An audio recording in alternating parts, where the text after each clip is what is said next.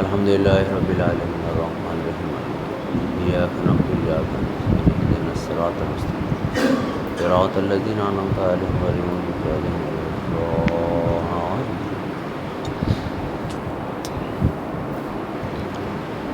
ماشاء اللہ ولا حول ولا قوۃ الا باللہ العلی العظیم۔ اعوذ باللہ من الشیطان الرجیم، بسم اللہ الرحمن الرحیم۔ الحمدللہ رب العالمین، الصلاۃ والسلام علی رسولہ الکریم و مولانا مولا الثقلین جد الحسن الحسین بالقاسم المحمد۔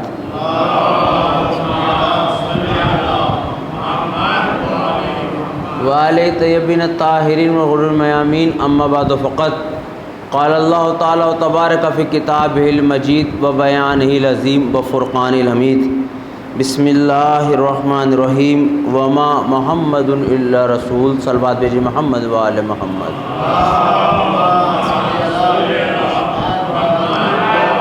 بسم اللہ الرحمن الرحیم۔ اللہم قل ولیک الحجۃ ابن الحسن صلواتک علیہ وعلی آبائہ فی ھذہ الساعۃ فی کل ساعۃ ولیًا وحافظا وقائدا وناصرا وذلیلا وعینا حتی تسکنوا ارضک طوعا وتمتعوا فیہا طویلا۔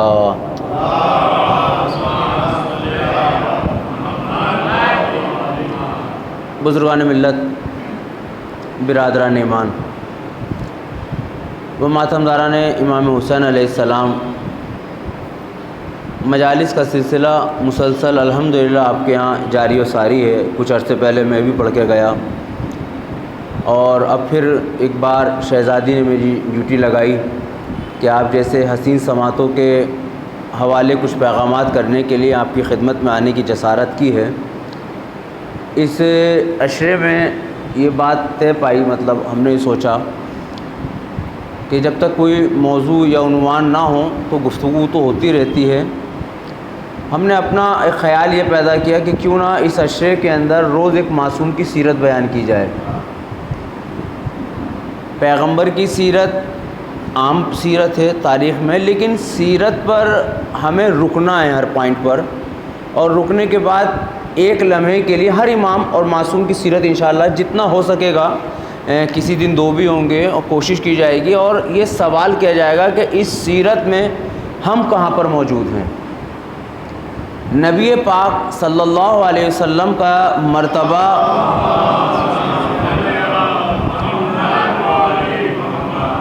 کچھ سوالات بھی ہوں گے، کچھ اعتراضات بھی ہوں گے جن کے جواب ہم دیتے چلے جائیں گے، اور وہی بات میں پھر ریپیٹ کروں گا کہ بعد مجلس اگر کوئی بات آپ کو ایسی لگتی ہے کہ عمران بھائی نے جو بات کہی ہے وہ ہماری سمجھ میں نہیں ہے، تو آپ کا شرعی حق ہے۔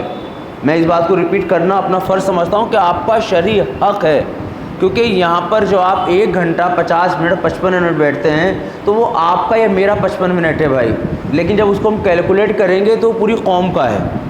اور اس کے بعد یہ جو کیمرہ ہمارے سامنے ہوتا ہے، آپ کیا سمجھتے ہیں یہ کیمرے سے کیا لوگ نہیں دیکھتے ہیں؟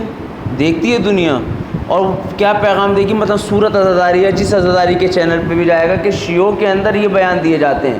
اسی لیے اہل بیت علیہ السلام کے جو سب سے پہلی فرد پیغمبر اسلام ہیں، ان کی زبان پر پروردگار نے وحی کا پہرا لگایا۔ یہ قابل غور بات ہے جو میں آپ کو درمیان کہنا چاہتا ہوں، تاکہ کوئی یہ اعتراض ہی نہ کر سکے کہ نبی نے اپنی طرف سے کہہ دی۔ نبی کے کردار کو بچانے کے لیے چاروں طرف سے ایک صلوات پڑھ دیجیے محمد و آل محمد۔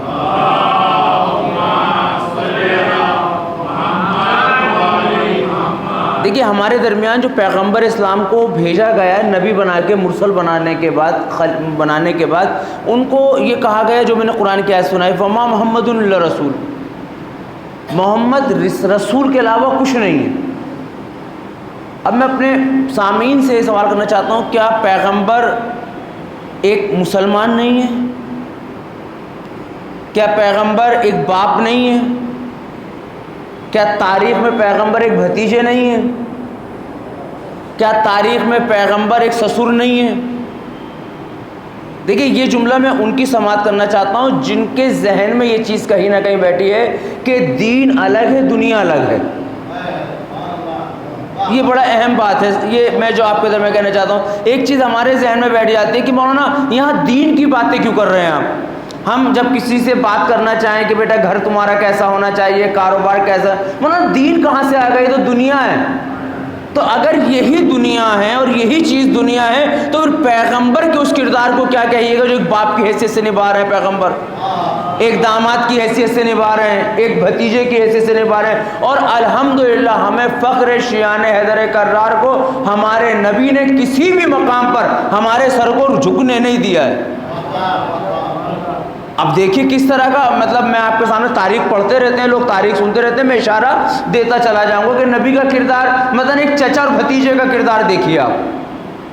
مگر جب ہم چچا اور بھتیجے کو لے کے آتے ہیں تو میں دیکھیے لفظ میری مجبوری ہوتی ہے، میں معافی چاہوں گا پہلے ہی اول میں کہ دیکھیے اردو کی زبان کی مجبوری ہے کہ میں لفظ نہیں لا سکتا، میں بے احترامی بالکل کہیں نہیں کرنا چاہتا ہوں، لیکن دیکھیے جب ہم چچا اور بھتیجے کے کردار کو پیش کرتے ہیں تو وہ ایک ایسا شارٹ لایا جاتا ہے کہ اس پر بس داد و تحسین سے انکار نہیں ہے، فطری بات ہے، اچھی بات ہوگی تو داد دی جائے گی، فطری چیز ہے، آپ سمجھنے کی کوشش کیجیے۔ پیغمبر اپنے چچا کے ساتھ کیسے ہیں؟ پیغمبر کا کردار اپنے چچا کے ساتھ کیسے ہیں؟ پیغمبر کے والد ولادت رسول سے پہلے انتقال فرما گئے، دادا پرورش کر رہے ہیں، دادا اس دنیا سے جانا چاہتے ہیں، جانے سے پہلے وہ انہوں نے کہا کہ سب بھائی بچے آ جائیں میرے۔ اب دیکھیں یہاں سے ایمان ابو طالب بھی، میں ان کی طرف نہیں جانا چاہتا لیکن آپ سوچئے تاریخ احمدی اور تاریخ اسلام کی جتنی پیغمبر کی سیرت بیان کرنے والی کتابیں ہیں سب میں لکھا ہے کہ پیغمبر کو جناب عبد المطلب نے اپنے پاس بٹھایا، جناب ابو طالب بیٹھے، ابن عباس بیٹھے، دوسرے چچا بیٹھے، اور یہ اختیار الحمدللہ یہ اختیار کہ میرے بعد پیغمبر کا پرورش کردہ کون ہوگا جناب عبد المطلب نے معین نہیں کیا، بلکہ خود پیغمبر سے کہا کہ اے محمد تم خود یہ ڈھونڈو کہ تمہارا پرورش کردہ کون ہو، تمہاری پرورش کون کرے۔ دیکھیں اس کو ہم فضائلی میدان میں خالی لے کے جاتے ہیں، لیکن پیغمبر کی عمر کتنی ہے یہاں پر میں بتاؤں گا نہیں، میں اشارہ دوں گا صرف آپ کو، کتنی عمر ہے پیغمبر کی؟ ابھی اعلان رسالت نہیں ہوا ہے، لیکن جس خانوادے میں انہوں نے آنکھیں کھولی ہیں ان کو کتنا یقین ہے ان کے اوپر، کیا عمر ہوتی ہے 6-7 سال کی، لیکن جناب عبد المطلب کیا کہتے ہیں آپ خود معین کیجئے۔ میں پوچھنا چاہتا ہوں کہ ابھی تو دادا حیات ہیں، ابھی تو دادا کی موجودگی ہے، اس دادا کی موجودگی میں چچا نے بھتیجے کے ساتھ کیا کردار نبھایا کہ وہ یتیم بھتیجا اسی چچا کو چن رہا ہے۔ یہ جملہ میں ان لوگوں کے لیے کہنا چاہتا ہوں، مجھے نہیں معلوم معاشرہ کیا ہے، میں ان لوگوں کے لیے کہنا چاہتا ہوں کہ جن کے گھروں میں بچوں کے موجودگی ہے اور جوان موتیں ہو جاتی ہیں۔ میں پھر لفظوں کو ریپیٹ کروں گا، یہ جملہ اور یہ بات میں معاشرے کے ہر اس فرد سے کہنا چاہتا ہوں جس کا جوانی میں بھائی چلا گیا ہو اور ابھی باپ موجود ہے، اللہ یہ غم کسی کو نہ دکھائے، بڑا مشکل غم ہوتا ہے یہ تو اہل بیت علیہ السلام تھے جنہوں نے جوانی میں یہ برداشت کیے ہیں، لیکن آج ہمارے معاشرے کے اندر، آج اسلام کے دائرے کے اندر اگر دادا موجود ہے یتیم کے ساتھ کیا سلوک کیا جاتا ہے؟ ایک لمحے کے لیے میں رکنا چاہوں گا، سیرت بیان کر رہا ہوں آپ کے سامنے، آج یتیم کے ساتھ کیا سلوک کیا جا رہا ہے؟ ابھی اعلان رسالت نہیں کیا ہے، جب اعلان رسالت نہیں کیا تو اسلام آیا نہیں، جب اسلام نہیں آیا تو جناب ابو طالب پہ کوئی حد نافذ ہوتی نہیں، لیکن حد نافذ اور حکم آنے سے پہلے جو یتیم کی صحیح پرورش کرے اسے ابو طالب کہتے ہیں۔ تاریخ ہے یا نہیں بھئی؟ کچھ تو جناب ابو طالب نے ایسا کیا ہوگا یا پیغمبر کی نگاہ رسالت نے کچھ تو ایسا دیکھا ہوگا کہ جو سارے چچاؤں کو چھوڑنے کے بعد ان کی طرف چلتی ہے۔ اب وہ قرآن کی آیتیں تو نہیں ہوں گی، یہ ہو سکتا ہو، لیکن جب آپ اس کو سچائی پر اور بیٹھ کر اس مسئلے پہ غور کریں گے تو بات ایک نکل کے آئے گی، وہ حتماً کردار ابو طالب رہا ہوگا کہ جو یتیم کے ساتھ ہونا چاہیے۔ اب کیسا کردار ہونا چاہیے میں نے شاید ان باتوں کو عرض کیا یا نہیں کیا، لیکن میں اشارہ آج ہمارے معاشرے میں یتیم کے ساتھ کس طرح کا سلوک ہے۔ کیا یتیم تک ہم ورثہ پہنچا پاتے ہیں؟ کیا یتیم کے ساتھ ہم تہوار منا پاتے ہیں؟ کیا یتیم کو ہم کسی غم میں یا کسی فنکشن میں معافی کے ساتھ میرے عزیزو اس مقام پہ بٹھا پاتے ہیں جہاں اس کے باپ موجود ہوتے تو بٹھاتے؟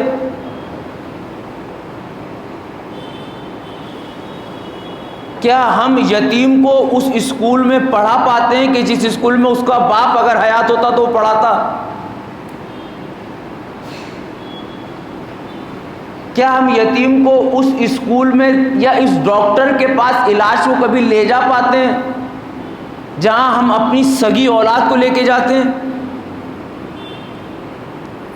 متمنی سب ہم جنت کے ہیں، اور نبی پاک کی حدیثوں میں کتنے یتیموں کی فضیلت آئی ہے. یہ فرماتے ہیں جو یتیم کے سر پہ دست شفقت پھیرے وہ جنت میں جس حصے کو چاہے لے لے.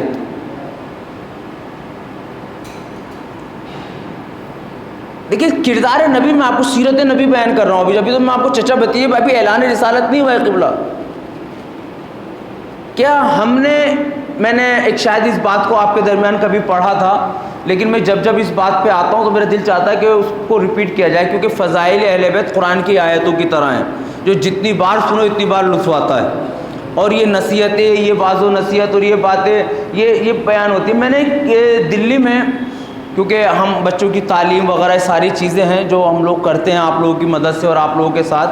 ہم یہ نہیں کہتے آپ دلی میں کریں، آپ یہیں کریں، ہم آپ کے ساتھ کھڑے ہیں، کیونکہ آج ہمارے معاشرے میں بدلاؤ سب چاہتے ہیں، بدلنا کوئی نہیں چاہتا.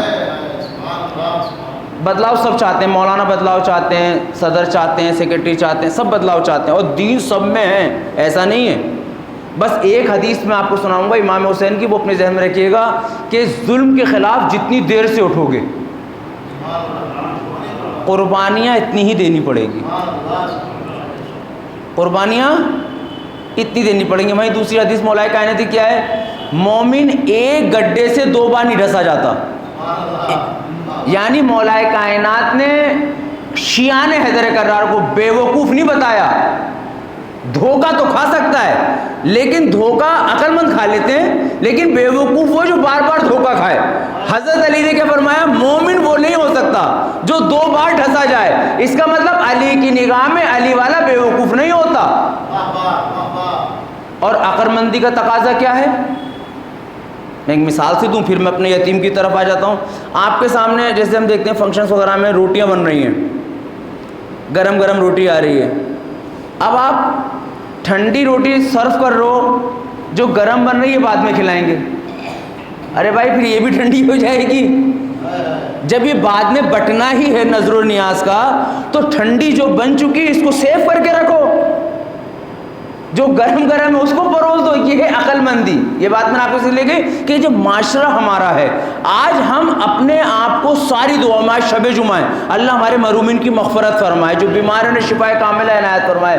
ہم ساری دعاؤں کو اٹھا کے دیکھیں جو اہل بیت نے بیان کی ہے، وہ دعائیں نہیں، ان دعاؤں کے علاوہ جو ہم پڑھتے ہیں اس میں جتنی دعائیں سب دنیا کی دعائیں.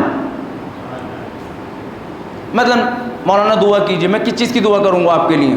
بالکل حق، آپ کا کاروبار چلے، آپ کو صحت ملے، پریشانی دور ہو، یہی تو دعا ہوتی ہیں. کبھی آپ نے دیکھا ہے مولانا نے کہا آپ کو وقت مرگ محبت علی دل میں باقی رہ جائے، آپ کی مرنے کے بعد بخشش ہو، آپ کو جوار معصومین میں جگہ ملے؟ یہ دعاؤں کی فکریں سنیں کبھی آپ نے؟ توجہ فرمائے جو میں بات کرنا چاہیے. یہ دعاؤں کی فکریں سنیں ہم نے؟ جبکہ حقیقت یہ دنیا مٹ جائے گی، وہی چیز باقی رہنے والی ہے.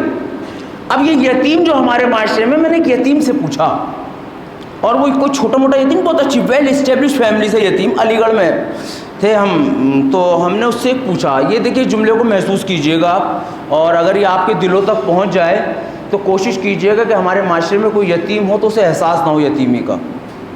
بہت اچھی فیملی سے، بہت اچھی فیملی سے میں نے،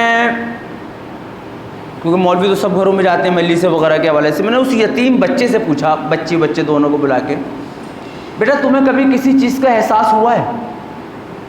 ماموں نے، چچا نے، خالوں نے، پھوپھی نے کبھی کسی چیز کی کمی ہونے دی؟ جملہ سنیں گے آپ کی آج بچی کہتی ہے، جب آپ زیادہ بڑی بچی نہیں، 12-13 سال کی بچی رہی ہوئی قبلہ، وہ کہتی ہے مولانا ماں باپ سے اچھا دیا. تو میں کہ پھر افسوس کاہے کا ہے تمہیں؟ بولے دیا بہت اچھا مگر یتیم سمجھ کے دیا. ایک سلوات کا سہارا دیتے محمد والا.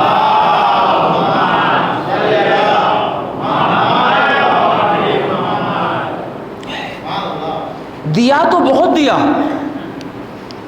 اب ذرا سوچیں، وہ اتنا دے رہے ہیں، یتیم سمجھ کے دے تو رہے، اور جب ہمارے معاشرے میں ہم یتیموں کو حق ہی نہ پہنچا پائیں. اب جب لفظ یتیم تک آ گیا ہوں تو مجھے اجازت دو کہ میں تھوڑا سا اور آگے بڑھ جاؤں. یتیم کہتے کس کو ہیں؟ جس کے ماں باپ مر جائیں، یہ بھی یتیمی ہیں. لیکن امیر المومنین حضرت علی ابن ابی طالب علیہ السلام ارشاد فرماتے ہیں،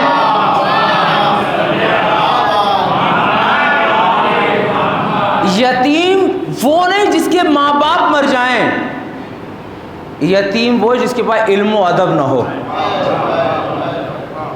اب دیکھیں یہ حدیث ہے میرے عزیزو، خطیب کی خطابت تو نہیں ہے. اب میں یہاں پر روکنے کے بعد میرا حق بنتا ہے، کیونکہ آپ نے دعوت دی، میں آیا ہوں کہ میں آپ سے یہ بھائی کی حیثیت سے پوچھوں کہ ہم معاشرے میں ان یتیموں کے بارے میں تو سوچ رہے ہیں جن کے ماں باپ مر گئے، ان یتیموں کے بارے میں کب سوچیں گے جو تعلیم حاصل نہیں کر پا رہے، یا جن کو ہم تعلیم نہیں دے پا رہے. تعلیم کے ہم نے کون سے مرکز ایسے قائم کیے، تعلیمی میدان میں ہم کتنے آگے بڑھے. اللہ سب کی زیارتوں کو قبول فرمائے. آپ نے دیکھا ہوگا نجف اشرف، ام مقدس اور دوسرے روزوں پر بچے پڑھتے ہوئے ملیں گے. آپ کو دیکھا ہوگا جو لوگ زیارتوں پہ گئے. حوض قم تو مشہور ہے، حوض نجف بے پناہ مشہور ہے. اگر میں نے پڑھا ہے تو معذرت، میں دوبارہ ریپیٹ کرتا ہوں، لیکن تعلیم ہوتی ہے روزوں پر. میں معذرت کے ساتھ عرض کر رہا ہوں، ہر امام کے روزے پر درس و تدریس ہے. میں نے ایک بچے سے نجف میں پوچھا، بیٹا تم یہاں کے، وہ فزکس پڑھ رہا تھا غالباً، میں نے پوچھا یہاں پہ آ کے کیوں پڑھتے ہو تم؟ اسے جواب سنیے گا. وہ کہتا ہے کہ اس سے اچھی جگہ ہی نہیں، اس سے اچھی جگہ نہیں. پھر کیا مطلب؟ کہا تعلیم عبادت ہے اور شیطان کا وعدہ ہے کہ عبادت سے بہکاؤں گا. جواب سنیے، تعلیم عبادت ہے، شیطان کا وعدہ ہے کہ میں عبادتوں سے مومنین کو بہکاؤں گا. میں یہاں پر آ کے اس لیے پڑھتا ہوں کیونکہ یہ وہ در ہے جہاں دور دور تک شیطان کا حصار ممکن نہیں، آمد ممکن نہیں. آج ہمارے پاس اتنے بڑے بڑے ادارے ہیں. میں یہ نہیں کہہ رہا کہ یہاں تعلیم نہیں ہوتی، مجھے نہیں معلوم. میں ایک بات آپ کے درمیان رکھنا چاہتا ہوں، اتنی بڑی بڑی مسجدوں کی جگہیں، اتنے بڑے بڑے عاشور خانے ہر جگہ الحمدللہ، اور ایک کے بعد ایک تعمیر پہ تعمیر ہو رہا. اللہ اور برکت دے، صاحب سربت کو برکت دے، سب کچھ دے، ساری چیزیں دے. اسکول کتنے ہیں ہمارے پاس؟ میڈیکل فیسلٹیز کتنی ہیں ہمارے پاس؟ ایجوکیشن کا فنڈ کتنا ہے؟ نظر نیاز کا فنڈ ہے، اس سے انکار نہیں ہے، وہ ہماری عقیدت ہے، ہماری جان ہے، اور نظر منت سے ہم انکار بھی نہیں کر سکتے. میں صرف دو باتیں آپ سے ربط کرتا ہوں، پھر یتیم کی طرف ہوتے پیغمبر کی سیرت کی طرف آپ کو چلتا ہوں. ایک سلوات کا سہارا دے دے محمد و آل محمد.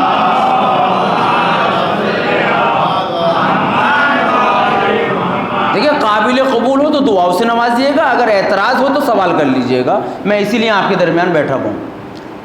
منت کسے کہتے ہیں؟ نظر کسے کہتے ہیں؟ کسی کام کے نہ ہونے کی وجہ سے ہم اللہ رسول کا واسطہ دے کے، اہل بیت کا واسطہ دے کے اللہ سے کچھ عہد و پیمان کر لیں. یہی تو ہے آسان لفظوں میں. اب لغت میں جائیں گے تو غلط. اہل بیت نے بھی منت رکھی ہے، شہزادی نے منت مانگی، امام حسین نے منتیں مانگی، انہوں نے اپنی معرفت کی ہر آدمی اپنی حیثیت سے منت مانگتا ہے. مثلا میں یو پی سے آتا ہوں، ہمارے یہاں جو زیادہ تر منت مانگی جاتی ہے ہمارے علاقے میں، مولانا یو پی سے ہیں اور لوگ بھی جو یو پی سے ہیں، ہمارے یہاں زیادہ تر جو منت مانگی جاتی ہے علم چڑھانے کی. ریکارڈ ہو رہی ہے بات، میں اس لیے کہہ رہا ہوں. علم چڑھانے کی، روزوں پر چادریں چڑھانے کی، چاہے پھول کی ہوں یا کپڑے کی ہوں، دیگ اتارنے کی، نظر مولا کی۔ اگر آپ کی منت پوری ہو گئی، آپ نے منت مانی ہے اور وہ منت پوری ہو گئی، تو ابھی یہ واجب ہے کرنا، واجب ہے یا نہیں؟ اس میں دیکھیے، نہ میں علم کا مخالف ہوں، نہ میں دیگ کا مخالف ہوں، نہ چادروں کا، میں نے بات ریپیٹ کر دی نا۔ اگر آپ نے یہ منت مانگی ہے اور آپ کا کام ہو گیا، کام ہونا جب منت مانگی ہے، کیونکہ اہل بیت سے آپ نے رجوع کیا ہے، یہ ممکن ہی نہیں کہ ہم اہل بیت سے مانگے نہ ملے۔ لیکن میرا سوال یہ، کیا یہی 3 منتیں یا یہی کچھ منتیں ہو سکتی ہیں، یا ان منتوں کے دائرے کو ہم تھوڑا وسیع کر سکتے ہیں؟ غور فرمائے گا، کیا ہم ان منتوں کے دائرے کو تھوڑا وسیع کر سکتے ہیں؟ آئیے، جو میرے ذہن میں باتیں آتی ہیں، جو میرے ذہن میں آتی ہیں کہ مولا شہدائے کربلا، مولا عباس، شہزادی بی بی فاطمہ، بی بی سکینہ، جس کی بھی ہم منت مانتے ہیں کہ میرا اگر اب کی بار یہ کام ہو گیا تو میں اپنی قوم کے ایک بچے کی فیس ادا کروں گا۔ دیکھیں، میں آپ کے ذمہ رکھ رہا ہوں، میرا یہ کام ہو گیا تو میں اپنی کمیونٹی، اپنے ادارے، اپنی جماعت میں ایک میڈیکل فنڈ میں اتنا پیسہ دوں گا تاکہ کسی ضرورت مند کا علاج ہو سکے۔ مولا اگر اب کی بار میرا یہ کام ہو گیا، میں امام باڑے کی صفائی کروں گا۔ بھائی ہندوستان میں تو نہیں ہوتی، لیکن الحمدللہ کربلا میں بھی ہوتی ہے، نجف میں بھی ہوتی ہے، ہر امام کے روزے پر، ہر معصوم کے روزے پر، یعنی جتنے روزے موجود ہیں۔ میں اپنا واقعہ آپ کو پرسنل بتاتا ہوں کہ جب میں سرزمین مشہد پہنچا پہلی بار، تو میرا دل چاہا کہ میں جھاڑو لگاؤں۔ کبھی میں نے پڑھا آپ، میں نے دل چاہا کہ میں بھی جھاڑو لگاؤں۔ آپ نے دیکھو گا نا، وہ ہر وقت جھاڑو لگاتے رہتے ہیں، صفائی ہوتی رہتی ہے۔ 24,000 خادم ہیں جو ایک وقت، 24,000 خادم ہیں جو حرم امام رضا میں خدمت انجام دیتے ہیں۔ کتنے؟ جس میں سے شاید 8 یا 6,000 وہ ہیں جن کو سیلری ملتی ہے، باقی سب وہ جو نظر و نیاز والے ہیں، جو نظر و نیاز والے۔ میں نے کہ عالم دین جھاڑو لگا رہے تھے، میں نے کہا حضور، تو انہوں نے کہا آپ جھاڑو لگانا چاہتے ہیں؟ میں نے کہا ہاں۔ کہا وہاں جا کے نام لکھوائیے، جو بیٹھے رہتے ہیں۔ اب دیکھیں، مطلب بہرحال میں عالم تو نہیں ہوں، لیکن پھر بھی آپ لوگ عالم سمجھتے ہیں، مطلب مولوی سمجھتے ہیں، میں مدرسے کا پڑھا ہوا آدمی، مجھ کو حیرت ہوئی۔ میں وہاں گیا، میں نے کہا میرا نام لکھ لیجیے، میں جھاڑو لگانا چاہتا ہوں۔ انہوں نے دیکھا، تو انہوں نے ایک پرچی دی، جس پرچی پہ لکھا تھا 6 مہینے بعد آنا۔ کتنا آسان ہے میرے لیے پڑھنا۔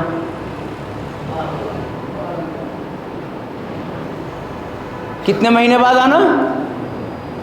اب میں نے، ظاہر سی بات ہے ہندوستانی آدمی جگاڑی ہوتا ہے، میں فارسی چھوڑ کے ٹوٹی پھوٹی اپنی اس پہ آ گیا۔ میں نے کہا میں تو ابھی آیا ہوں اور چلا جاؤں گا، یہ تو غرض انہوں نے مجھے تھوڑی پرمیشن دی 2 منٹ کی۔ تو میں نے اس وقت ایک چیز سوچی کہ میاں یہاں پر آ کے تو تمہارا جذبہ ایمانی جوش مار رہا ہے، یہ جذبہ ایمانی اپنے وطن کی مسجد یا درگاہ میں جوش کیوں نہیں مارتا؟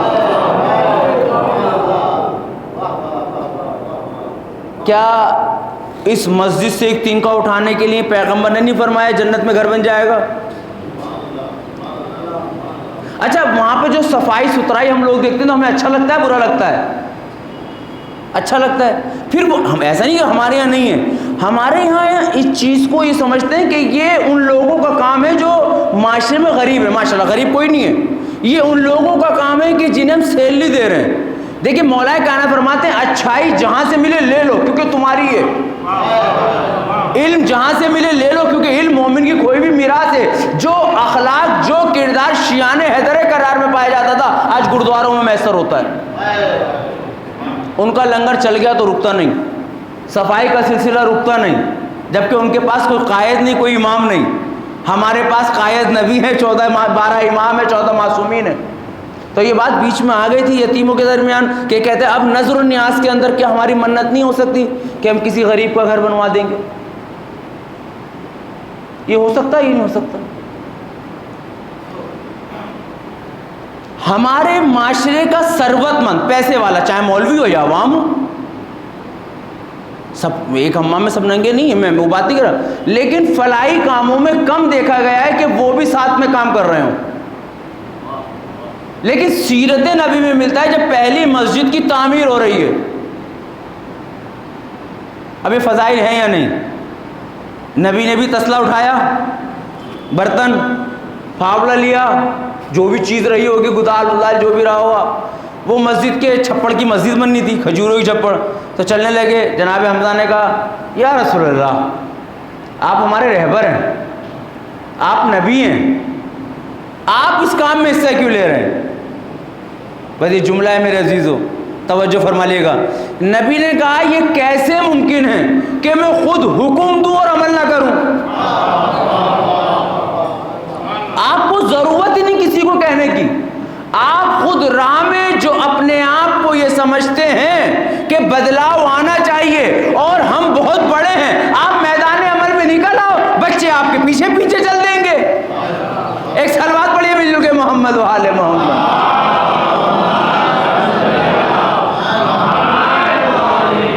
تعلیم پہ دھیان دینا ہے۔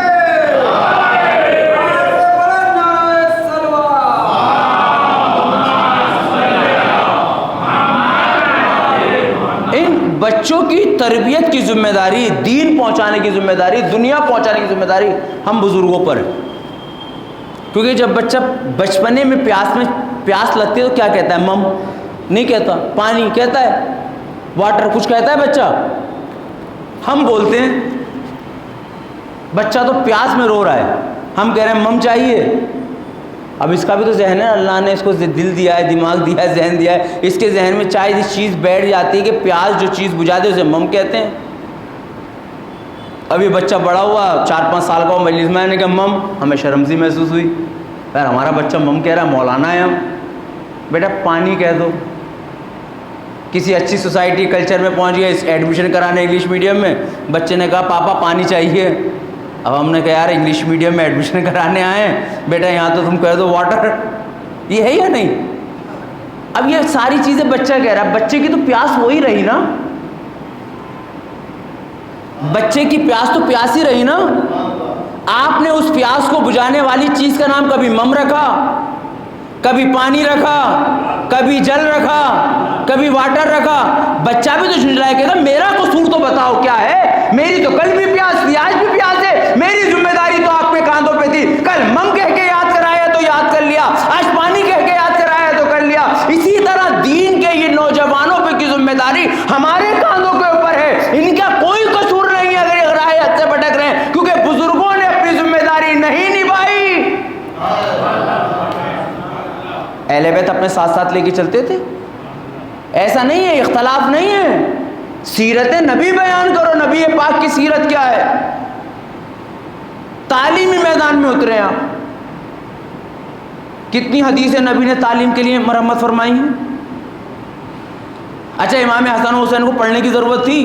بالکل نہیں، ہمارا عقیدہ ہے پیدا ہی عالم ہوتے ہیں، فخر عیسیٰ ہیں، وہ پیدا کہتے ہیں انی عبداللہ آتل کتاب وجلنی نبیہ، وہ نبی آنے کے بعد یہ مقابلہ رہا ہے۔ میں وہاں نہیں جانا چاہتا ہوں، لیکن پوچھنا چاہتا ہوں ہمارے اماموں کو پڑھنے کی ضرورت ہی نہیں، لیکن اماموں کے لیے درس و تدریس کا سلسلہ رکھا گیا نہیں رکھا گیا؟ یہ ہے یا نہیں تاریخ میں؟ نبی کی زندگی ہمارے سامنے، ہماری نبی پاک کی زندگی کو اگر گزارنا ہے، ہم سے اچھی کتاب قرآن مجید کسی کے پاس نہیں، کسی کمیونٹی کے پاس نہیں ہے، یقین جانیے گا۔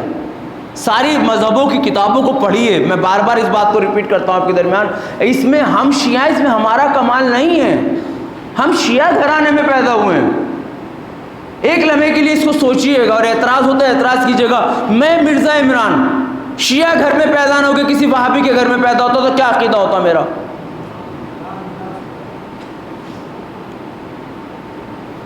میں اگر وہابی کے گھر میں پیدا تو میرے عقیدے وہی ہوتے ہیں نا۔ تو شیعہ جب ہم بنیں گے جب شیعہ گھرانے میں پیدا ہونے کے بعد علمی معیار اتنا بڑھ جائے کہ جدھر سے گزرو شیعت پھیلا دو۔ آیت اللہ زکزکی، میں نے مثال دی ہے، تاریخ میں پڑھا ہوگا آپ نے، آیت اللہ زکزکی شیعہ تھے؟ نہیں۔ کتنے شیعہ کیے؟ کتنے کیے؟ اتنے شیعہ کیے کہ مسجد نہیں بنوا پائے۔ نائجیریا میں ایک بھی شیعہ مسجد نہیں بنوائی انہوں نے، لوگوں نے پوچھا، فنڈ دینے والوں نے پوچھا کہ ہمارے یہاں تو مسجد، معافی کے ساتھ، ہمارے یہاں امام بڑے، مسجد کے نام پہ تو فنڈ ہے. ابھی آپ نکلو، کیونکہ ہمیں یہی بتایا گیا ہے کہ یہی ثواب ہے. ابھی میں اسکول کے نام پہ مانگوں، میڈیکل کے نام پہ مانگوں، یتیموں کے نام پہ مانگوں، ایسے نہیں کہ دے نہیں سکتے آپ، کیونکہ ہمیں ابھی بتایا ہی یہ جا رہا ہے کہ صرف یہی ثواب ہے. تو آیت اللہ زکزکی سے پوچھا آپ مسجدیں کیوں نہیں بنواتے؟ کہا یہی تو دین کی تبلیغ کا ذریعہ ہے، کیونکہ ہم پہ الزام ہی ہے کہ نماز نہیں پڑھتے. جب ہماری مسجدیں ہی نہیں ہوں گی تو پڑھیں گے ہی مسجدوں میں نماز. اللہ ایک سلوات پڑھیے محمد وآل محمد.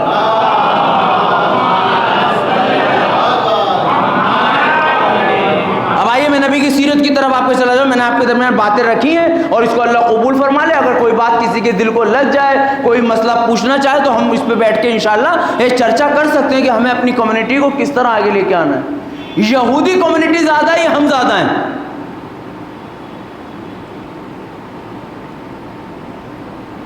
آج دنیا پہ حکومت کس کی ہے؟ ظاہری اعتبار سے دیکھیے، میں فضائلی میدان میں نہیں جا رہا ہوں وہاں پر کہ ہم عقیدت میں پہنچ جائیں. اصولی اعتبار سے کس کی ہے؟ ہم کس کے پروڈکٹ استعمال کرتے ہیں؟ ہم کس کے بنائے ہوئے اصولوں پہ زندگی گزار رہے ہیں؟ قرآن جیسی کتاب ہمارے پاس، نہج البلاغہ جیسی کتاب ہمارے پاس، صحیفہ سجادہ جیسی کتاب ہمارے پاس، جابر ابن حیان جیسے معلم ہمارے پاس ہیں، امام جعفر صادق جیسے درس دینے والے ہمارے پاس ہیں یا نہیں؟ 14 معصومین جیسے کردار بیان کرنے والے، با عمل با کردار، وہ امیر المومنین جو شکوہ کرتے نظر آ رہے ہیں کہ میں جتنا سخی کوئی مانگنے والا نہیں ملا، میں جتنا عالم کوئی لینے والا نہیں، وہ ہمارے پاس. اور آج مسلم کمیونٹی علمی میدان میں کہاں کھڑی ہے؟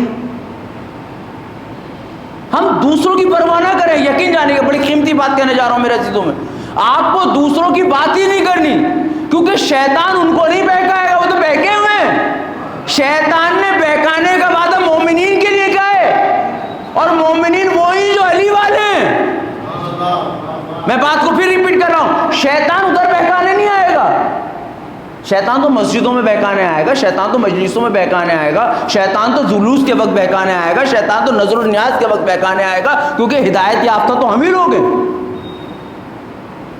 اب اس شیطان سے بچنا کیسے؟ زبان پہ علی علی رکھو، ذہن میں علی علی رکھو، اہل بیت علیہ السلام کو رکھو. جب ہم ایک مشن لے کے چلیں گے، جب ایک مقصد لے کے چلیں گے، جو مشن جو مقصد نبی لے کے چل رہے ہیں. کتنی سالہ زندگی نبی کی؟ 63 سالہ زندگی. بچپنے میں یتیم ہو گئے، بات وہیں سے چلی تھی، پھر میں وہیں سے لے کے چلتا ہوں. بچپنے میں یتیم ہو رہے ہیں، اب پرورش کا وقت آتا ہے، سارے چچا بیٹھے ہوئے، کسی کے پاس نہیں گئے.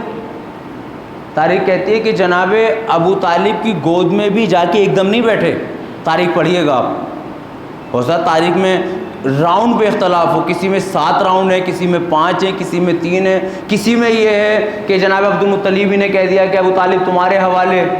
اور اگر جناب یہ روایت بھی مانی جائے کہ جناب عبد المطلب نے کہا کہ ابو طالب یا محمد تمہارے حوالے، تو یہاں سے بھی جناب ابو طالب کی اطاعت شعاری نہ سمجھ میں آتی ہے کہ باپ نے جو کہہ دیا اس کو مان لیں گے. میں نے بہت قیمتی بات کہی ہے، کیونکہ بٹوارے کا مسئلہ ہے نا یہ، اس کو مسئلے کو آپ ہلکے میں نہ لیجئے. 1 دن 2 دن 3 دن کی بات ہو تو الگ بات ہے، کسی کو کھلا دینا. یہ یتیم کو سپرد کیا جا رہا ہے، زندگی بھر پالنا ہے. اور اس روایت کو بھی دیکھیں تو کتنا یقین جناب ابو طالب کا اپنے والد کے اوپر، اور کس قدر اطاعت کرتے نظر آ رہے ہیں کہ جناب عبد المطلب کہہ رہے ہیں کہ اے ابو طالب تمہیں اس کا خیال اپنی اولاد سے اچھا رکھنا ہے. اور اب میرا دل چاہتا ہے کہ میری جان، میرا سلام جناب ابو طالب کی خدمت میں رکھا بھی اچھا خیال. کس قدر خیال رکھا پیغمبر کا؟ غور کیجئے، کس قدر خیال رکھا جناب ابو طالب کا، ابو طالب نے جناب پیغمبر کا. جب یہ احساس ہو گیا کہ میرے بھتیجے کی جان کا خطرہ ہے، اپنے بیٹوں کے بستر پہ لٹایا. ہے ہمیں جذبہ؟ ہم اپنے بیٹے کا لقمہ تک نہیں دے سکتے یتیم کو. ایسا نہیں کہ نہیں دیتے ہیں، لیکن یہ ایک باپ کی قربانی ہے یا نہیں؟ یہاں پر آ کے ہم سوچیں یہ پیغمبر کی سیرت اور جناب ابو طالب کی سیرت ہمارے معاشرے میں، ہمارے گھر میں کتنی ہے.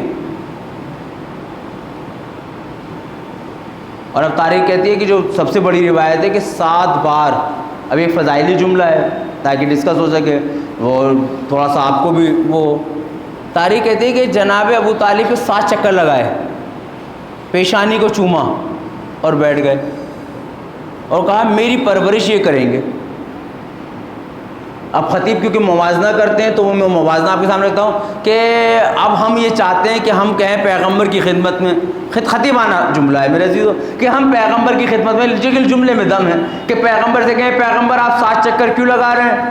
7 چکر تو کعبے کے لگائے جاتے ہیں، یہ ابو طالب پہ 7 چکر کیوں لگائے جا رہے ہیں؟ پھر پیشانی چومی جا رہی ہے کیونکہ کعبے کے چکر لگا کے حجر اسود کو چوما جاتا ہے، تو شاید پیغمبر کی آواز آئے کعبے کے 7 چکر اس لیے لگائے جاتے ہیں کیونکہ کعبہ آپ کی جان مال عزت آبرو کی حفاظت کی ذمہ داری لیتا ہے، کعبہ تمہاری حفاظت کی ذمہ داری لیتا ہے، ابو طالب میری حفاظت کی ذمہ داری لیتا ہے، تمہارا کعبہ خانہ کعبہ، میرا کعبہ ابو طالب ہے۔ ایک سلوات پڑھیں بھی ان کے محمد و آل محمد۔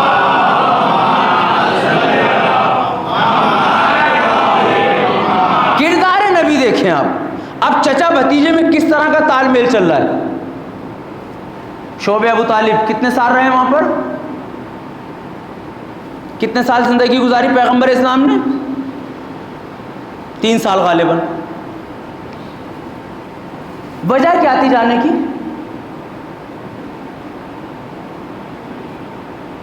دین کی تبلیغ۔ کفار مشرکین یہودی مجوسی یہ چاہتے تھے دین کی تبلیغ نہ ہو، یہ ہے نبی کی سیرت۔ نبی نے کہا میں نبی ہوں، مجھ پر تم کتنی ہی مصیبتیں نازل کرو، کتنی پابندیاں لگا دو، میں اپنے مقصد سے نہیں ہٹوں گا۔ اب ایک لمحے کے لیے ہم سوچیں، ہم ذرا سی مصیبت میں دین کے کام سے رک جاتے ہیں، رکتے ہیں یا نہیں رکتے؟ ابھی کووڈ میں کاروبار سب کے مدھم چلے، ہم شاید چندوں سے رک گئے ہوں، دین کے کام سے رک گئے ہوں، اور جو نہیں رکے اللہ ان کے یہاں رزق میں اضافہ دے، اور جو رکے اللہ ان کو اور ہم کو بھی توفیق دے کہ ہم بڑھ چڑھ کر اپنے امام کے نقش قدم پہ راہ خدا میں خرچ کر سکیں۔ اور جو آدمی خرچ نہیں کرتے وہ یہ نہ سوچا کریں کہ ہم خرچ نہیں کر کے بچ گئے۔ میں اکثر اپنی مجلسوں کو کہتا ہوں جو لوگ راہ خدا راہ مولا میں خرچ نہیں کر پاتے وہ توبہ استغفار کریں، توبہ استغفار اس لیے کریں کہ مولا ان کا پیسہ لینا ہی نہیں چاہتے۔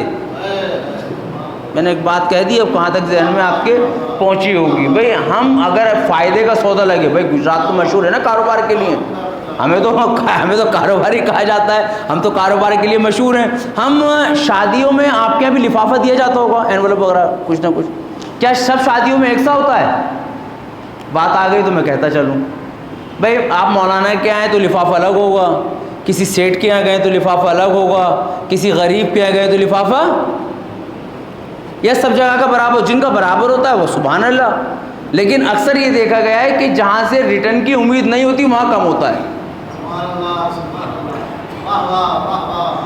میں ایک اشارہ دے رہا ہوں میرے عزیزوں، اور جہاں سے ریٹرن کی جلدی امید ہو یا تعلقات جہاں پہ اچھے ہوں یا جہاں پہ اپنے آپ کو ثابت کرنا ہو وہاں پر آدمی، یہ تو آپ مولانا لفافے کی اور نظر اس کی بات کر رہے ہیں، ہم تو گفٹ بھی یہی دیکھ کے دیتے ہیں۔ تو سوال یہ ہے کہ دنیاوی لوگوں پر تو یقین ہے کہ ریٹرن کریں گے،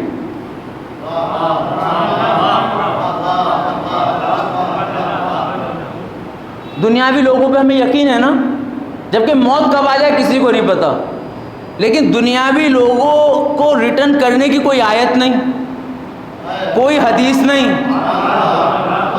لیکن ہاں اتنا ضرور ہے کہ مولا کائنات نے فرمایا، نبی سے حدیثوں میں فرمایا، انسان کو اس کے معاملات سے پہچانو۔ عبادت تو شیطان بھی کر رہا ہے خالی، میں وہ نہیں کر رہا ہوں، دیکھو آپ کا بھی لے جائیں خالی عبادت، بھائی جو آدمی بندے کا نہیں ہو سکتا وہ اللہ کا کیا ہوگا؟ عبادتوں کا مقصد یہی ہے نا کہ معاشرے کو اچھا بنانا، پہلے انسان کو عبادتوں سے پہچانو کہ عبادتوں میں وہ کیسا ہے، معاملات میں اس کو دیکھو کیسا ہے، کیونکہ معاملات ہی عبادت ہیں۔ آپ نے اگر کسی سے لیا ہے تو نبی پاک نے قرآن کی آیت کی تشریح کرتے فرمایا کہ اللہ کو وعدہ خلافی کرنے والے اچھے نہیں لگتے۔ اب دیکھیے جب ہم پہ کوئی مصیبت آتی ہے تو ہم درگاہ اور روزے پہ جا کے منت تو فوراً مان لیتے ہیں، لیکن جیسے ہی کام پورا ہو جاتا ہے بھی سوچتے ہیں بھی بعد میں کر لیں گے، بات کی مہلت کوئی دے گا؟ آپ ذرا اس لمحے کو سوچیے گا، جب ہم دنیا والوں کے دیتے ہیں تو کس طرح دیتے ہیں؟ جو راہ خدا راہ مولا کی بات آتی ہے، اور خود قرآن مجید میں کیا ہے؟ اگر تم میری نعمتوں پہ شکر کرو گے تو میں اضافہ کروں گا، ہے یا نہیں؟ اس کی مثال آپ کو بہت ساری مل سکتی ہے، لیکن کربلا کے امام حسین کے سجدے شکر کی مثال لے لو۔ امام حسین نے اس وقت اور اہل بیت نے اس وقت بھی شکر کیا جب پینے کو پانی نہیں، کھانے کو کھانا، لیکن شکر تھا، شکر تھا یا نہیں؟ تاریخ پر شکر تھا یا نہیں؟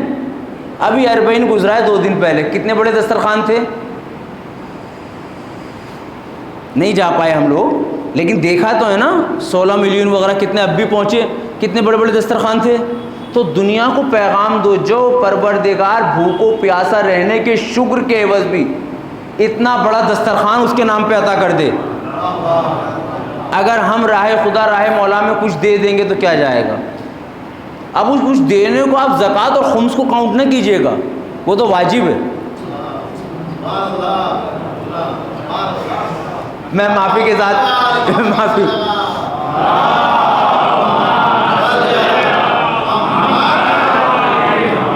میں مسئلہ بیان کرتا چلو ہلکا سا۔ دیکھیے لوگ یہ کہتے ہیں کہ مولانا اس کو دیں، اس کو دیں، اس کو دیں۔ دیکھیے مجھے نہیں معلوم، شریعت کا مسائل آپ کے امام جمعہ بیان کریں گے اور مجھ سے بھی پوچھیں گے تو میں بیان کر دوں گا، لیکن میں آپ سے پوچھنا چاہتا ہوں، کیا کبھی کسی خطیب سے آپ نے سنا ہے کہ در رسول سے کوئی خالی گیا ہو؟ در امیر المومنین سے کوئی خالی گیا ہو؟ در بی بی فاطمہ سے کوئی خالی گیا ہو؟ تو یہ مانگنے والے سب شیعہ تھے؟ سوال ہے بھائی، یہ جو آتی ہے کہ آپ اسے نہیں دے سکتے، اسے نہیں دے سکتے، دیکھیں جو رقوم شریعہ ہیں ان کا مصرف بیان کیا ہے۔ زکوٰۃ اور خمس فطرے کا مصرف ہے، کسے دیں گے کسے نہیں دیں گے، لیکن اس کے علاوہ بھی کار خیر بند نہ کرو۔ نہیں بات آپ تک نہیں پہنچی۔ اصل میں مسئلہ کیا ہے کہ بات پہنچانی پڑتی ہے۔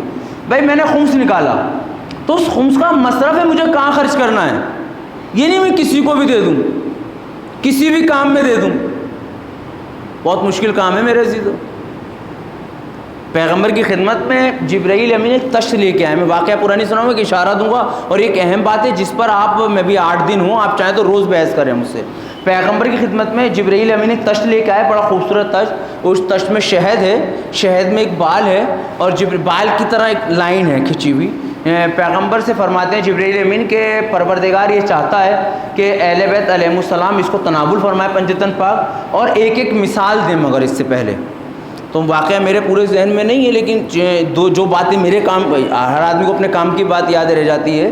تو جناب فضا بھی موجود تھی، جناب فضا نے کہا یا رسول اللہ کیا مجھے بھی اجازت ہے کہ میں بھی کوئی مثال دوں؟ تو ہاں بسم اللہ، تم بھی ہمارے گھر کی فرد ہو، اہل بیت کا کردار ہے، نبی کا کردار ہے۔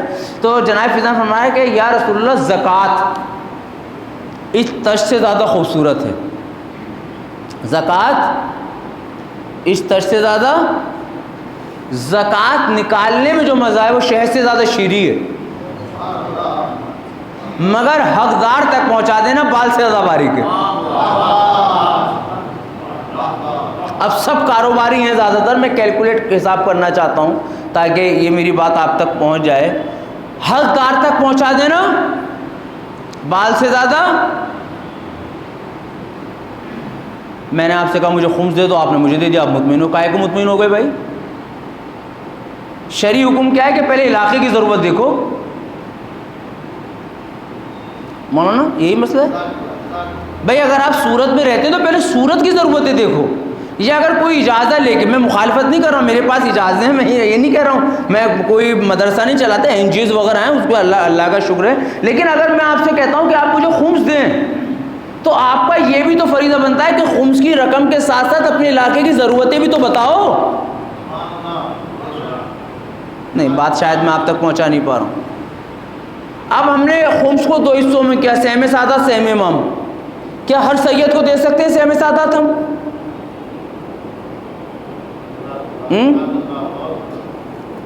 اب بہت کڑوی بات کہنے جا رہا ہوں میں، لفافے میں ذاکر کے نذرانے میں ملا کے دے سکتے ہیں؟ آپ بات کو سمجھیے، آج کتنی مطلب دیکھیے میں ایک مسئلہ بیان کر رہا ہوں، معاف کرنا، بڑی ہمت سے سنتے ہو آپ لوگ مجھے، لیکن اس مسئلے سن لیں. کتنی آبادی ہے ہماری شیعوں کی ہندوستان میں؟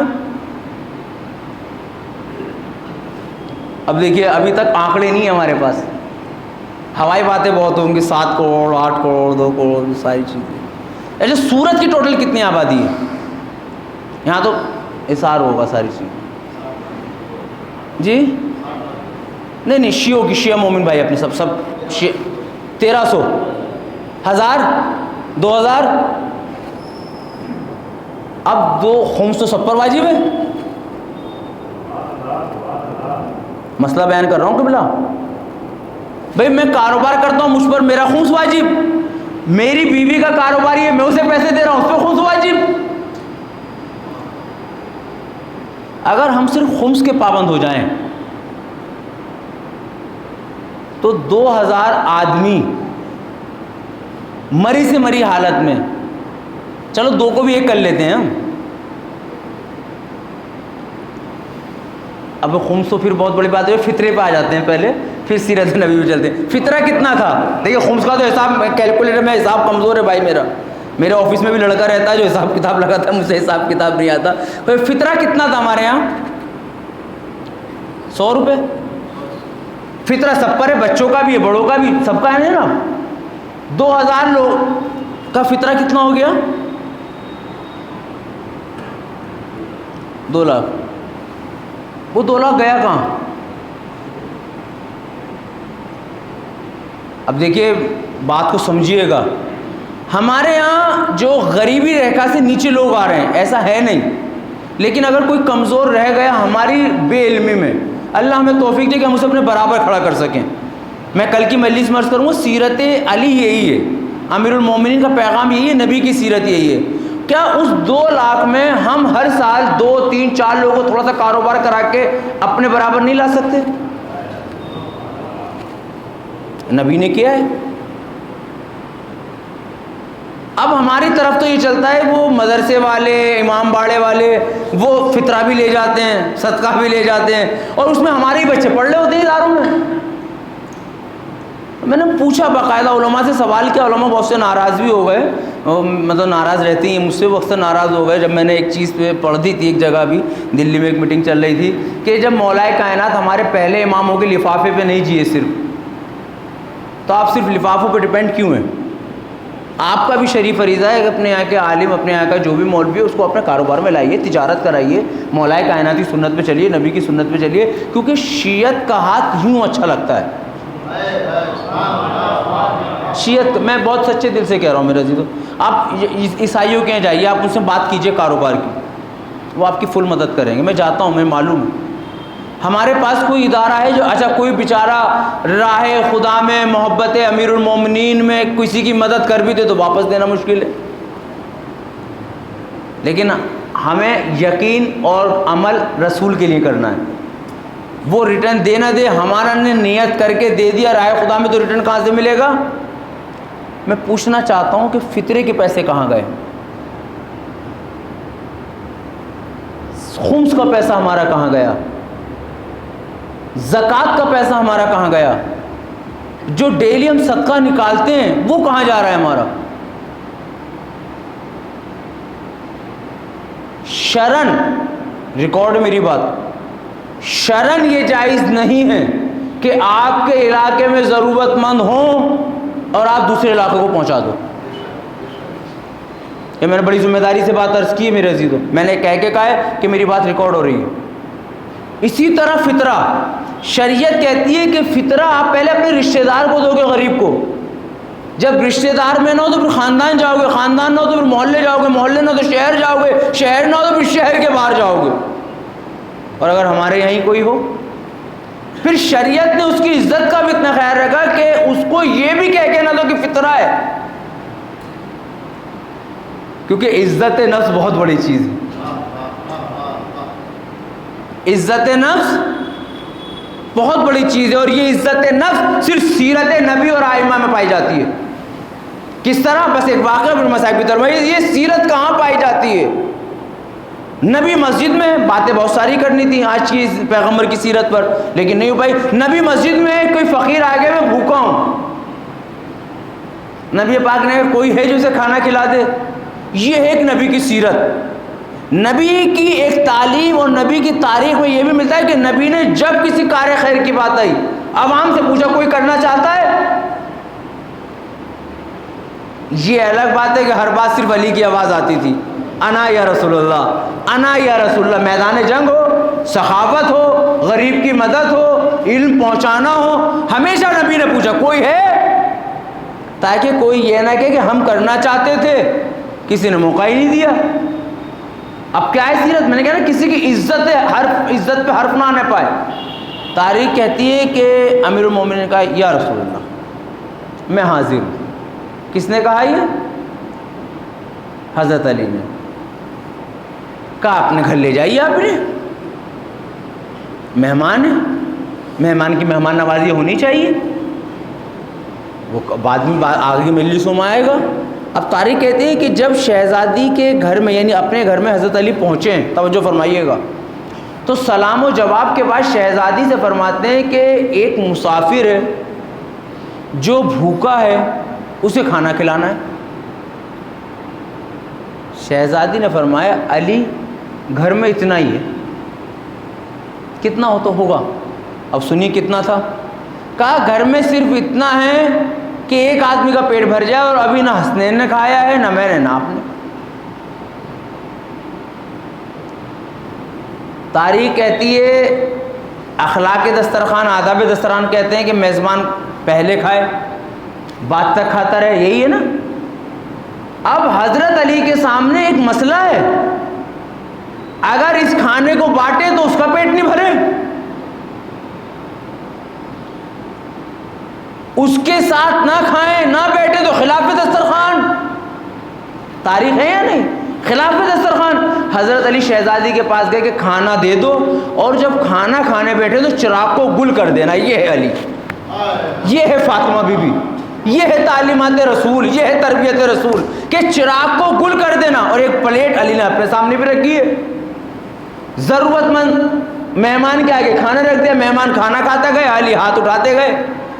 وہ یہ سمجھتا گیا کہ یہ بھی کھا رہے ہیں، لیکن علی علیہ السلام نے کیا پیاری تعلیم اور کیا پیغام سیرت نبی کا دے دیا کہ اگر کسی کی مدد کرو تو اس طرح کرو کہ اس کی عزت محفوظ رہ جائے۔ اس شب کی تاریخی میں مدد کرنا کہ تمہارے پڑوسی کو بھی پتہ نہ چلنے پائے، یہ کردار رسول ہے، کردار علی ہے۔ ایک صلوات پڑھ دیے بجل کے محمد والے محمد۔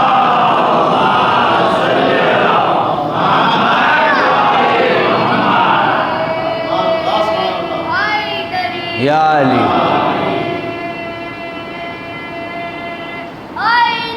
یا علی۔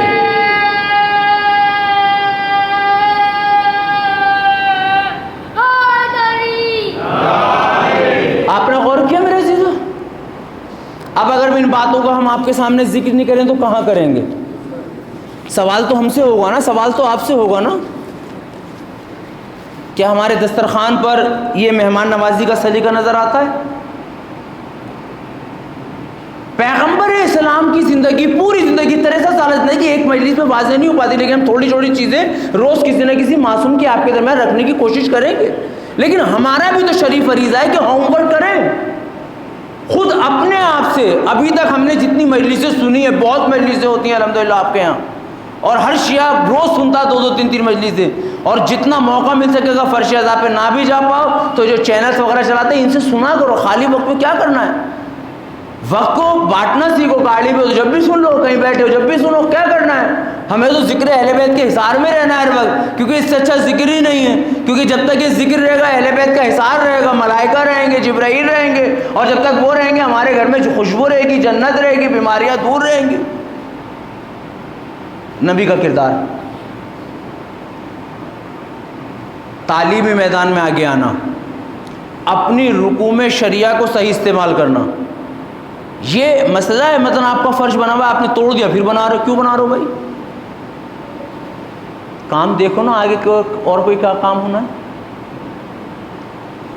ہمارے پاس وہ چیزیں ہونی چاہیے کہ جو جو چیزیں حرم حضرت امام رضا اور امام حسین پر ہیں۔ بات ختم کر رہا ہوں میرے عزیز، میں بات سمیٹ رہا ہوں یہاں پر۔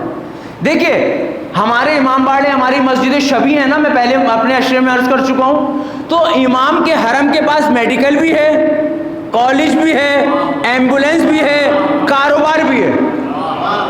رضوی پروڈکٹ کس کا ہے؟ کس کا ہے رضوی پروڈکٹ؟ جب آپ جائیے گا تو نمائش گاہ 3 میں جائیے گا، نیچے وہاں سوئی سے لے کے بس تک بن رہی ہے امام رضا کے کاروبار سے۔ ہم اس میدان کی طرف آنے کی کیوں نہیں سوچتے؟ کیونکہ ذمہ داری کون لے؟ ذمہ داری تو میرے عزیزوں لینی پڑے گی۔ آج اگر ہم ذمہ داری نہیں لیں گے تو آنے والی نسل ہم سے سوال کرے گی، کیونکہ آج پوری دنیا کے لوگوں کو اگر کسی چیز سے خطرہ ہے تو اس عزاداری امام حسین سے خطرہ ہے۔ کسی کو خطرہ ہے تو مرجعیت سے خطرہ ہے، مگر یاد رکھنا نہ مرجعیت مٹ پائے گی نہ عزاداری، کیونکہ عزاداری ہمارے عقیدوں کو اتنا مضبوط کر دیتی ہے کہ ہم اپنے وقت کے مراجع کی تعریف کرتے نظر آتے ہیں، اور یہ عزاداری ہمارے ضمیروں کو زندہ رکھے ہوئے ہے، کیونکہ اس عزاداری امام حسین سے ہمیں دین سمجھ میں آتا ہے، اور جب دین سمجھ میں آتا ہے تو ہمیں پتہ چلتا ہے کہ ہمیں کس طرح اپنی زندگی گزارنی ہے، ہماری زندگی کس طرح نبی کے نقش قدم پہ چلتے ہوئے گزرنی ہے۔ نبی کی اور پوری شعب ابو طالب کی زندگی 3 سالہ، اس کو آپ ملاحظہ کیجئے گا، میرا وقت ہو چکا ہے آج کا، آپ اس کو ملاحظہ کیجئے گا، بس جملہ کہہ رہا ہوں کہ اتنے دن رہے ہیں کہ ان کے پیٹ سے ہریالی چمک رہی تھی۔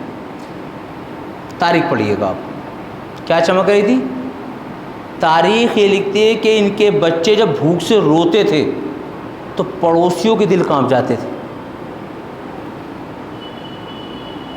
لیکن جناب ابو طالب نے، کیونکہ جناب عبد المطلب سے وعدہ کیا تھا، پیغمبر کو کفار کے حوالے نہیں کیا، ایک ایگریمنٹ ہوا تھا ان کا، جب بہت دن ہو گئے انہوں نے مانگا کہ ہمیں دے دو، ہم تمہیں یہ دیں گے یہ دیں گے، ہمیشہ جناب ابو طالب تمہاری اوقات کیا، تم چھو کے دکھاؤ، تم بول کے دکھاؤ، سینہ سپر رہے ہمیشہ ہمیشہ۔ جناب ابو طالب نے بے پناہ مدد کی، اور یہی وجہ ہے کہ جناب ابو طالب کو لوگ کفار میں شمار کرتے ہیں، کیونکہ ان کا یقین ہے، ان لوگوں کا ماننا یہ ہے کہ اگر ابو طالب نہ ہوتے تو آج دین نہ پھیلتا، اس لیے محسن اسلام کہا جاتا ہے، اس لیے عام الحضور منایا جاتا ہے پیغمبر جناب ابو طالب کی شہادت پہ۔ تاریخ کے بس وہ جملہ اور میں مصائب کی طرف چلوں گا۔ تاریخ نے جب 3 سال گزر گئے بھوکوں پیاسے رہتے ہوئے، اور اب پیغمبر نے کہا کہ ابھی برداشت نہیں کر پا رہے ہیں بچے، بھائی معصوم برداشت کریں نا، بچے کیسے برداشت کریں؟ اب یہاں پہ لوگ کہیں گے مولانا نبی برداشت کر سکتے، نبی کے ساتھ وہ لوگ، وہ تو تازہ تازہ مسلمان تھے بھائی، ہم تو پیدائشی مسلمان ہیں۔ وہ دین کے خاطر 3 سال، دیکھیں جملہ کہہ رہا ہوں میرے عزیزو، وہ دین کے خاطر 3 سال بھوکا رہ سکتے ہیں، وہ دین کے خاطر حلال غذا پانے کے لیے پتے کھا سکتے ہیں، کیا ہم ایک وقت بھی بھوکے نہیں رہ سکتے دین کے خاطر؟ میں نے بات کہی ہے، کہاں تک پہنچی ہوگی؟ کیا ہم ایک رات اپنی آرام کی ترک نہیں کر سکتے دین کے خاطر؟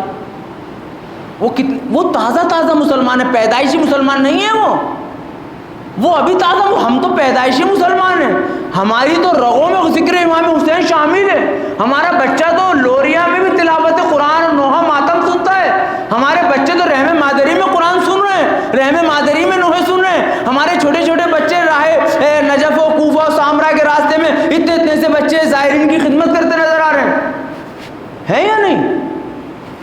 وہ تو تازہ تازہ مسلمان تھے، لیکن نبی کا کردار ان کے سامنے ایسا تھا کہ تازہ مسلمان ہونے کے باوجود بھی بھوکے رہ رہے ہیں۔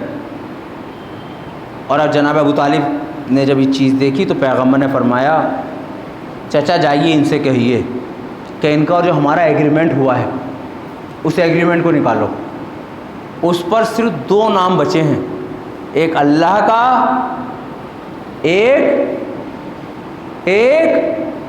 رسول کا، کہ وہ جو ایگریمنٹ ہوا تھا اس ایگریمنٹ پہ جو چیزیں لکھی گئی تھی، کہا اب دیکھیں یہاں سے ایمان ابو طالب کا پتہ لگ جائے گا آپ کو، ابھی تک انہوں نے سب کچھ برداشت کیا، رسول کو تو نہیں دیا، اب کفار نے پوچھا کہ اگر نہ ہوا، ہوتا ہے نا، آپ جو چیلنج کر رہے ہیں ابو طالب، اگر نہیں ہوا تو جناب ابو طالب نے کہا اگر جو میرے بھتیجے نے کہا وہ سچ نہیں ہوا تو میں محمد تمہارے حوالے کر دوں گا۔ اسے آپ کیا کہیے گا؟ یہ یقین ہے یا نہیں ابو طالب کا جناب پیغمبر پر؟ یہ یقین ہے یا نہیں؟ ذرا بتائیں میرے عزیزو، یعنی جس کے خاطر 3 سال سوشل بائیکاٹ کی زندگی گزاری ہو، نرم و نازک بستر ترک کیا ہو، پتے کھائے ہو، بھوکے رہے ہو، اس شخص کو اپنے نبی کی بات پہ اتنا یقین ہے کہ جو میرے بھتی نے کہہ دیا وہ سچ ہے، وہ حق ہے۔ یہ ہے کردار ابو طالب، یہ ہے سیرت نبی۔ سیرت اور بھی آگے ملتی چلی جائے گی، بہت ہے سیرت کے واقعات، لیکن کیونکہ ہمارے پاس وقت اتنا ہی ہوتا ہے کہ ہم اس سیرت میں، کیونکہ یہ فضائل اہل بیت علیہم السلام سمندروں کے روشتے پانی میں بھی طاقت نہیں ہے کہ ان کو لکھ سکے، اور ہمارے تو خطیب کی زبان میں کہاں طاقت ہوگی، لیکن اب ہمارے آنسو جو نکل آتے ہیں کہ اتنے با کردار شخصیتوں کو کس قدر اذیت دی گئی ہے۔ لوگ کیا سمجھتے ہیں کہ پیغمبر کو اذیت نہیں دی گئی، راہ میں کانٹے بچھائے گئے، کمبل ڈال کے اٹیک کیا گیا، پڑھیں تاریخ یا اوجھی ڈالی گئی، کوڑا ڈالا گیا، دیوانہ کہا گیا، شاعر کہا گیا، آگے سے کھانا اٹھا کے لے گئے، باپ جیسے چچا کے کلیجے کو چبا لیا گیا، باپ جیسے چچا کے بازو کاٹ دیے گئے۔ یہ تکلیف نہیں ہے؟ یہ تکلیف ہے یا نہیں؟ لیکن نبی پاک نے ساری تکلیفیں برداشت کی، گریہ نہیں کرتے تھے نبی۔ گریہ جب ہی کرتے تھے کہ جب وہی آ کے یہ بتاتے تھے کہ حسین پہ کیا مظلومی آئی، جب روئے نبی، زیادہ تر جو نبی روئے ہیں وہ حسین کی مظلومی کو یاد کر کے روئے ہیں۔ یہی پیغام میں امت مسلمہ کو دینا چاہتا ہوں، جو لوگ کہتے ہیں کہ صرف امام حسین کو کیوں روتے ہو اور مصائب میں امام حسین ہی پہ کیوں روتے ہو، کیونکہ رسول انہی پہ روئے ہیں۔ جب حسین پیدا ہوئے تو رسول روئے، حتیٰ تاریخ نے لکھا کہ جب آخری وقت رسول کا آیا، بس یہ واقعہ سنیں اور یہی مجلس ہو جائے گی، یہی آپ رو سکے تو رو لیجئے گا۔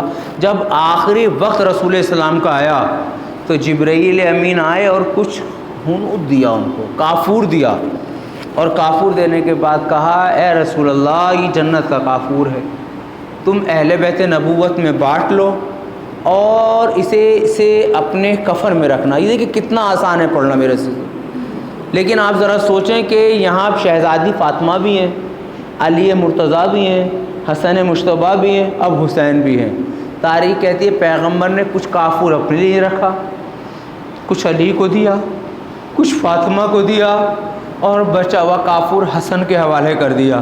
اب یہ حسین وہ نواسہ ہے کہ جس نواسے کی آنکھوں میں رسول نے کبھی آنسو نہیں دیکھے، اس رسول نے اس نواسے کے خاطر اپنے سجدے کو توڑ دیا ہے۔ میرے عزیزو جو میں عرض کرنا چاہتا ہوں اس کو آپ سماعت فرمائیں۔ تاریخ کہتی ہے حسین تڑپ گئے، شب جمعہ 2 منٹ میں زیادہ لے لوں گا تاکہ آنسو میرے بھی نکل آئیں، آپ بھی نکل آئیں۔ تاریخ کہتی ہے کہ اس حسین نے تڑپ کے کہا نانا کیا کافور مجھے نہ ملے گا؟ نانا اماں کو کافور دیا، نانا بابا کو کافور دیا، نانا آپ نے بھیا کو کافور دیا۔ تاریخ نے جملہ لکھا ہے، اس کو تاریخ سیرت نبوی میں جملہ ملے گا آپ پر واپسہ۔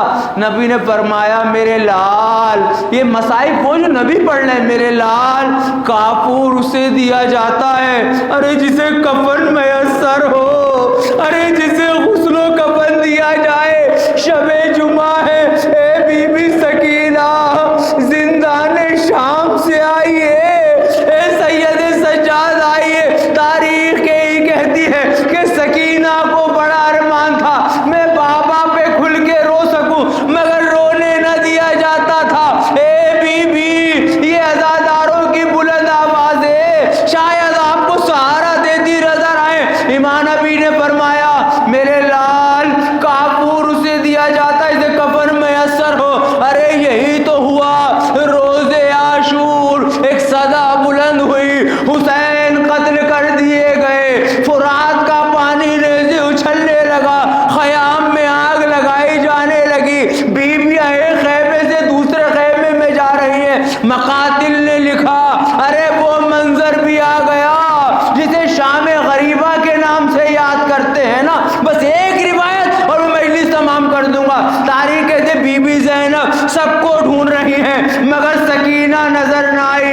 ارے جب سکینہ کو ڈھونڈا گیا تو ایک منظر عجب تھا، ایک بغیر سر کے لاش پر سکینہ لیٹی تھی۔ جناب زینب نے قریب جا کے کہا اے میری شہزادی بس یہ بتا دے تو نے کیسے پہچانا یہ تمہارے بابا ہیں؟ کہا اماں، اے پھپھی اماں جب میں بابا کو ڈھونڈ رہی تھی ادھر سے آواز آئی سکینہ اپنے بابا کے پاس آ جا، اپنے بابا کے۔